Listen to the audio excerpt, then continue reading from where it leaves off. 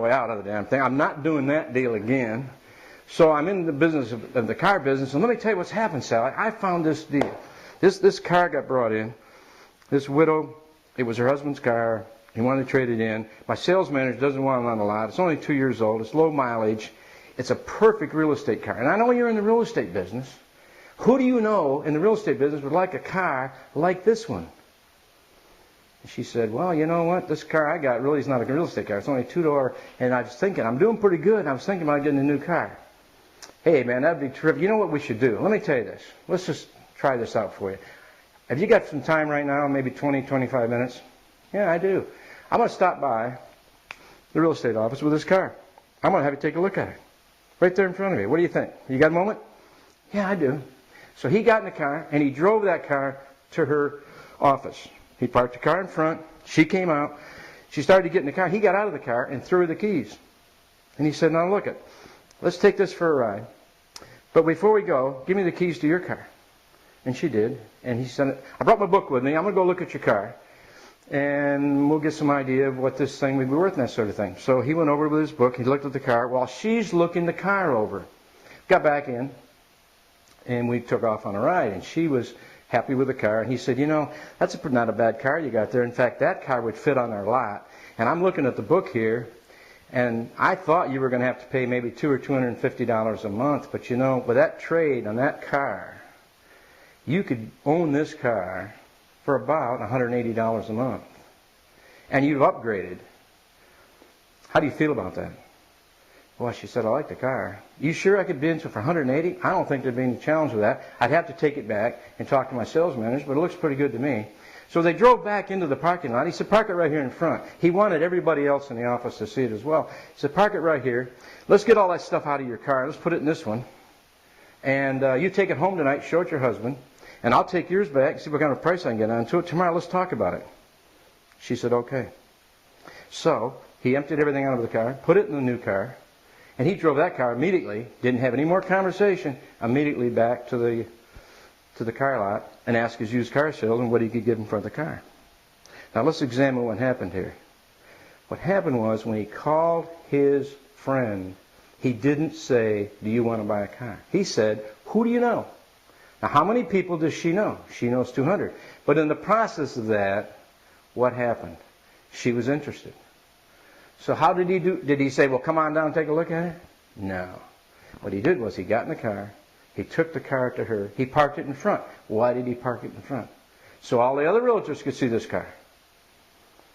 Because now, if she doesn't want the car, somebody else may want to look at the car. But if it was a nice car and she was excited, everybody else can say, we saw it and you look good in that car. How's that going to make her feel? So she got in the car and then she took it home. Now let me tell you something. If she takes that home, is she going to try and tell her husband why it's a bad car? Or is she going to try and sell that car to her husband? So now she's convincing herself to buy the car, and she's convincing him to buy the car. And she becomes your salesman. So the next day, what do you think happened? She came to the car lot and said, what would the numbers look like? And he said, well, I can get just what I thought I could get. You're going to walk out of here, your new car, for $185 a month. And now you can serve your clients better. Did he give her a reason to purchase the car? Sure. Now her business is going to do better because of that car. How does he feel? Incredible. So you know what he was doing that day? He was looking for another good deal on his lot. I told the real estate person, here's what you got to do. You got to go find the best real estate deal you can find. The best thing you can possibly find. Something that you believe in and you're excited about and they would want to buy. Then you get your list of 200 and you call them. And you say, hey, my name's Bob. I know I used to be in the insurance business, but you know me, I'm in the real estate business. Harry, I want to tell you something. This house deal is incredible. Let me tell you about it. Duplex, purchase of $2,000 down, $150 cash flow, whatever the thing is. Doesn't matter. It could be a lot, could be whatever. You got to be excited. Calls, and then the words that are important, he says, who do you know?